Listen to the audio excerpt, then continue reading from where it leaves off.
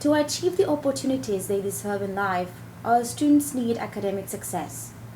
But they also need skills and mindsets in order to overcome the many challenges they face in life.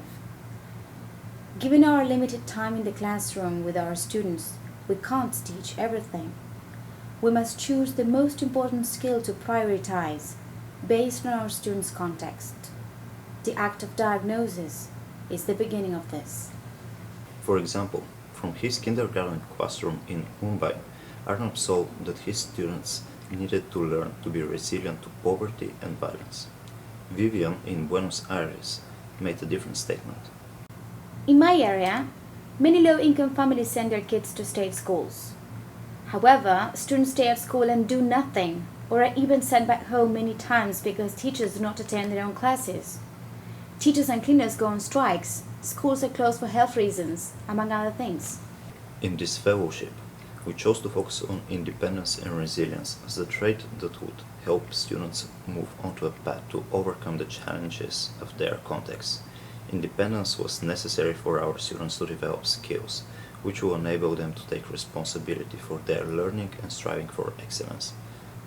Resilience was the choice of the fellows who decided their students need to take problems as opportunities and find ways to face them and solve them. However, we would encourage every teacher to look carefully at their own students and their context, much like Vivian did, to determine which trait to prioritize. There's no one right answer. It's picking and prioritizing, the act of focusing as a teacher. That is important. In order to plan the steps that will achieve our goals, we must first determine the starting level of our students. Bridget, working with Aboriginal students in Northern Australia, found that her initial diagnostic tool did not yield the data she was looking for because students gave desirable answers and lacked honesty. As such, it took her more than one try to accurately diagnose her students. Though difficult, she found this process worthwhile because of the insight it yielded on her students. Similarly, Gully looked at her initial data and realized her students were below where she had thought they were, so she changed her priorities. The diagnostic data helped Gurley identify what her students most needed. In order to reliably assess students on a trait such as resilience, it is important to determine measurable objectives. This allows you to measure the same things and track progress objectively over time. Measurable objectives could be test scores, homework completions, the number of questions a student asks in class, etc. Another important way to assess students on a given trait is by implementing self-assessment tools such as student surveys, interviews, or reflection diaries. Taking alone, however, we discover that student self-assessment is not an accurate tool for diagnosis. Like Bridget, Elisa, who taught in Madrid, wrote, "My students tended to answer what they wanted me to hear." That isn't to say that self-assessment isn't useful. We have found that self-assessment is a good way to build awareness about the trait with students, but the information it provides should be verified with other tools.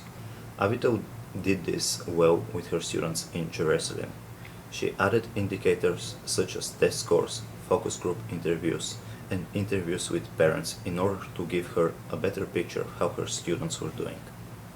Once the initial assessment is complete, the next step is to outline our priorities and goals. Tilba, who focused on independence in her Karachi classroom, planned a classroom project based on student observations, survey data, and interviews.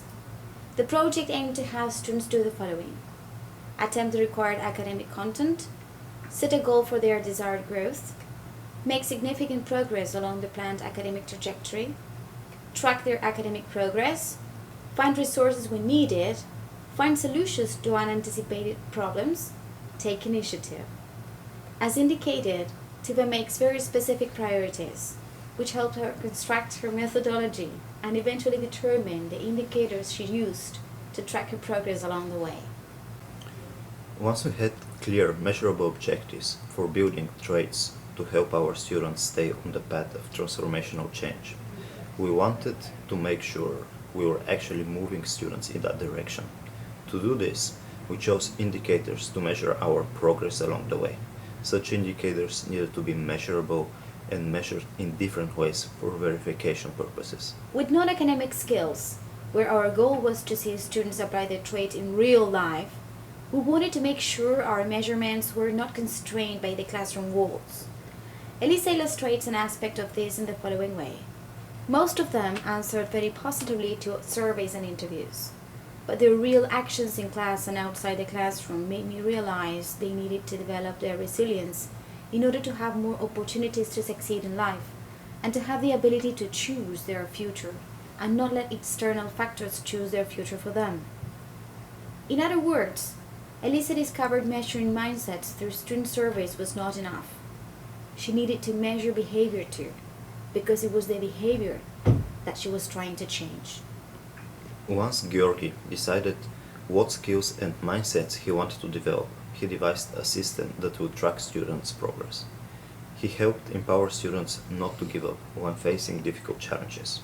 He constructed a project where the students faced tasks with increasing difficulty. Each task was independent from the others, so if a student was stuck on one, he or she can proceed nevertheless. This showed Georgi if the students give up or they continue pushing no matter what. Georgi's project relied on constant monitoring throughout the entire process. Once the initial diagnosis was complete and the indicators were determined, he was able to follow the progress very accurately. Georgi's story shows the importance of focus. Without focus, he would not have diagnosed, monitored progress, or developed a methodology that he did.